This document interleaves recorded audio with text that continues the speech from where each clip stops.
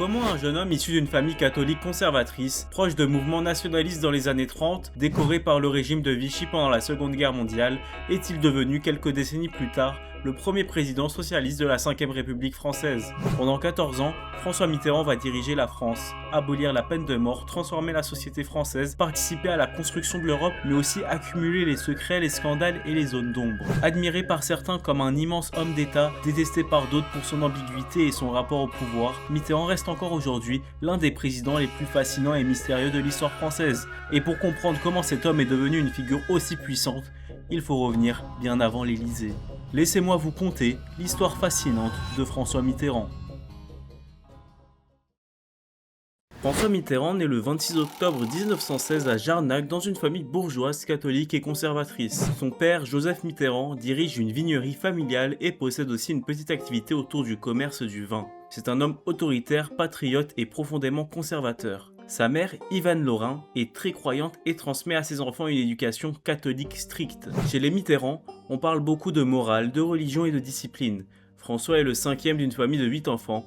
Très jeune, il développe déjà un mélange assez particulier de charme, de culture et d'ambition. Ses proches racontent qu'il adore séduire par la parole, impressionné par ses connaissances et observer les autres presque en silence. Il est aussi extrêmement sensible à la reconnaissance sociale. Il veut déjà devenir quelqu'un. Au collège catholique Saint-Paul d'Angoulême, il se passionne pour la littérature, l'histoire et la philosophie. Il dévore les livres et développe très tôt un goût pour les écrivains, la poésie et les longues citations qu'il utilisera toute sa vie. En revanche, il déteste les mathématiques et l'anglais. À l'adolescence, il aime déjà écrire, débattre et surtout parler en public. En 1933, il remporte même un concours d'éloquence. On retrouve déjà en lui le futur homme politique qu'il sera. Le jeune François est capable de motiver une salle uniquement par sa voix et sa manière de raconter. Dans les années 30, alors que la France est profondément divisée politiquement, le jeune Mitterrand fréquente des mouvements nationalistes de droite dans un climat très anticommuniste et xénophobe.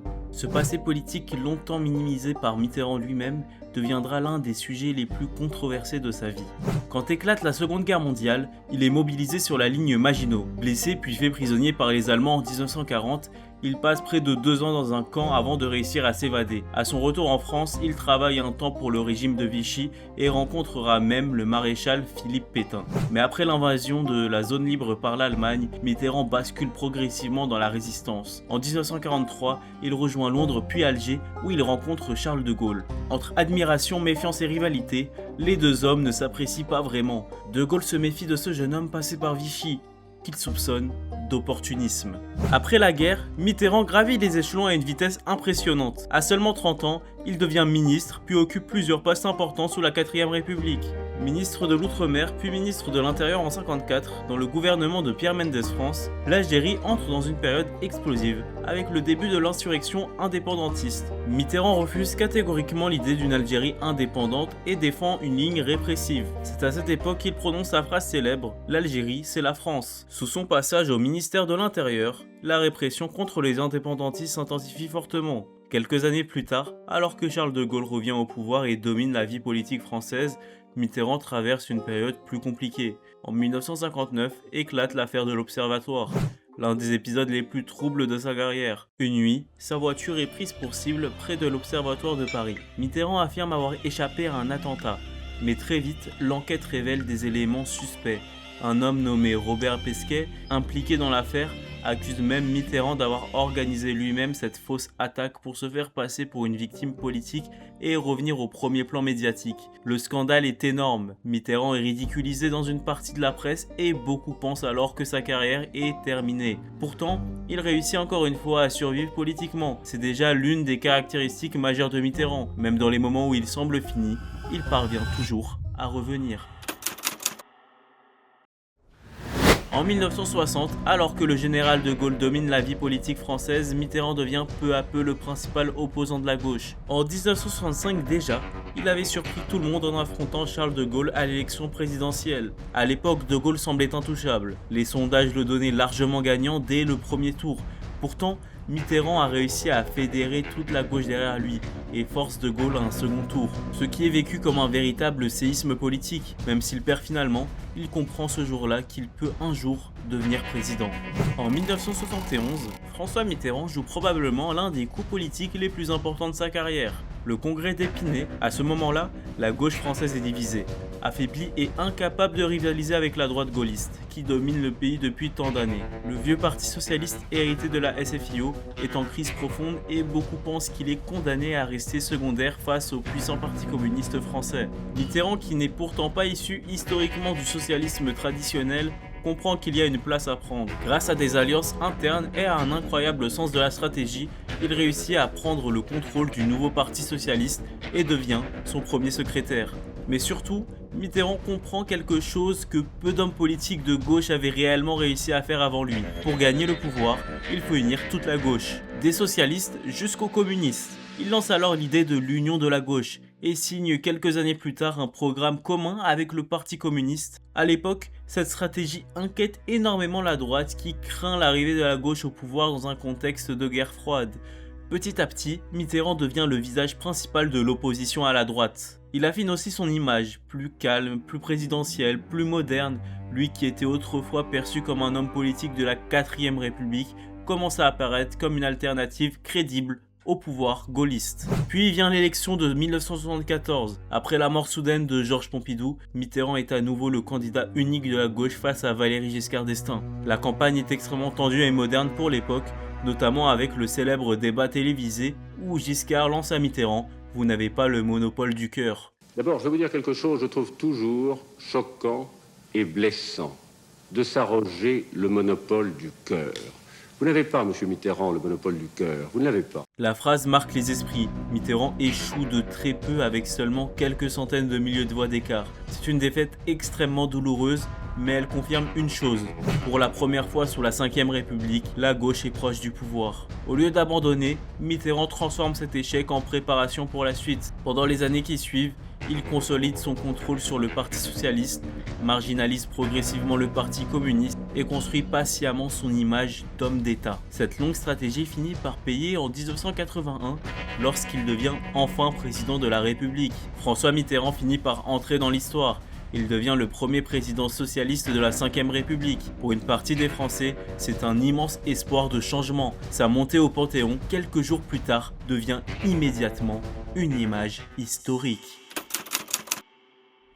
Une fois au pouvoir, Mitterrand lance de grandes réformes sociales. Retraite à 60 ans, 5e semaine de congés payés, semaine de 39 heures, hausse du SMIC, abolition de la peine de mort portée par Robert Badinter, il légalise les radios libres, développe les libertés individuelles et marque durablement la culture française, avec les grands travaux comme la pyramide du Louvre, l'Opéra Bastille ou encore l'Institut du monde arabe. L'objectif est clair, relancer l'économie grâce à la consommation et réduire les inégalités. Pendant quelques mois, une partie de la population a vraiment l'impression qu'un nouveau modèle social est en train de naître en France. Mais très vite, les difficultés s'accumulent, l'inflation explose, le chômage continue d'augmenter, la dette se creuse et les investisseurs commencent à perdre confiance. Le franc est affaibli et doit être dévalué plusieurs fois. En Europe et aux États-Unis, la tendance est alors totalement opposée. Ronald Reagan et Margaret Thatcher imposent des politiques économiques libérales et plus dures.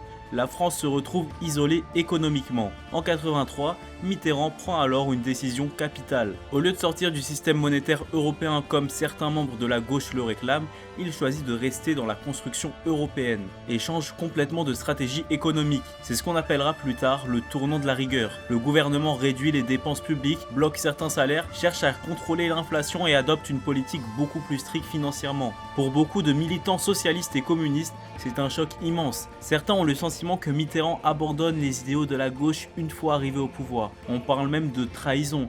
Mais pour Mitterrand, ce choix est présenté comme une nécessité. Selon lui, la France ne peut pas gouverner seule contre l'économie mondiale. Ce moment est essentiel parce qu'il transforme durablement la gauche française. À partir de là, le Parti socialiste devient progressivement un parti de gouvernement plus modéré, beaucoup plus proche de la social-démocratie européenne que du socialisme traditionnel.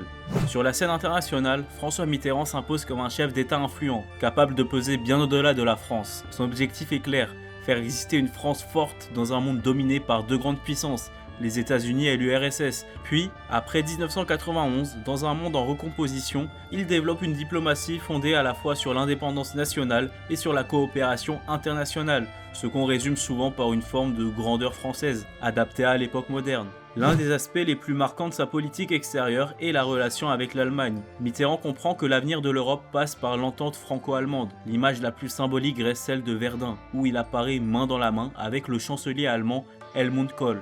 Sur un lieu chargé de mémoire et de souffrance, ce geste dépasse largement la diplomatie classique. Il incarne la volonté de tourner définitivement la page des guerres entre les deux pays et de construire une paix durable en Europe. Mais Mitterrand ne limite pas son action à l'Europe.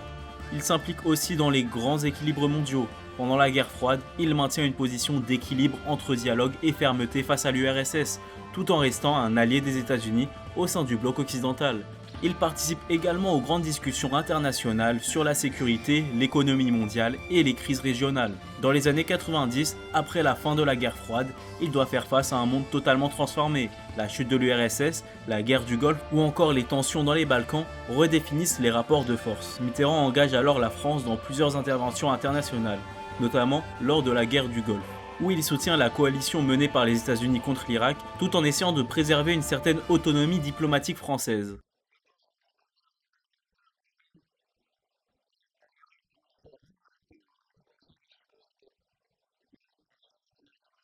Cependant, sa politique internationale n'est pas toujours perçue comme cohérente sur certains dossiers majeurs, notamment la réunification allemande après la chute du mur de Berlin. Il apparaît d'abord réservé, voire inquiet face à l'émergence d'une Allemagne réunifiée et puissante. Cette prudence reflète à la fois sa mémoire du conflit passé et sa volonté de contrôler les équilibres européens. Au final, Mitterrand laisse l'image d'un président profondément engagé dans les affaires du monde, à la fois réaliste et stratège, parfois méfiant, mais toujours soucieux de préserver l'influence de la France dans un ordre international en pleine transformation. Réélu en 1988 face à Jacques Chirac, François Mitterrand apparaît alors comme un président expérimenté, presque au sommet de sa puissance politique. Pourtant, derrière cette image maîtrisée, il cache depuis plusieurs années un cancer de la prostate, diagnostiqué dès 1981. Pendant tout son mandat, sa maladie est dissimulée aux Français grâce à des bulletins de santé volontairement rassurants. Cette révélation, qui n'éclatera réellement qu'à la fin de sa vie, alimentera plus tard un immense débat sur le secret présidentiel et le rapport de Mitterrand à la vérité. Son second septennat commence pourtant avec plusieurs mesures importantes. Il crée le RMI, destiné à aider les personnes les plus précaires, ainsi que la CSG, un nouvel impôt destiné à financer la protection sociale. Mais l'atmosphère des années 1980 a changé.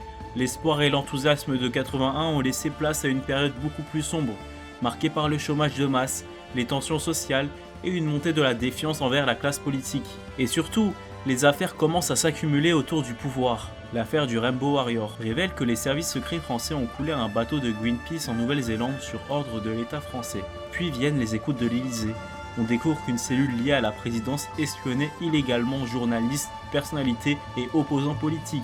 D'autres scandales éclatent également, comme l'affaire du sang contaminé ou plusieurs affaires de corruption qui touchent des proches du pouvoir socialiste. Petit à petit, l'image du président de gauche idéaliste se fissure.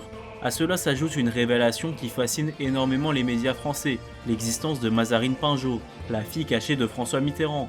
Pendant des années, le président avait réussi à maintenir le secret autour de cette double vie, protégée par certains journalistes et par les services de l'État eux-mêmes. Lorsque l'affaire devient publique au début des années 90, les Français découvrent un président extrêmement secret, capable de cacher totalement sa vie publique et sa vie privée. À la fin de son mandat, Mitterrand apparaît donc comme une figure presque crépusculaire, malade, fatigué, entouré de scandales. Les dernières années de son pouvoir sont marquées par la fatigue, la maladie et les critiques.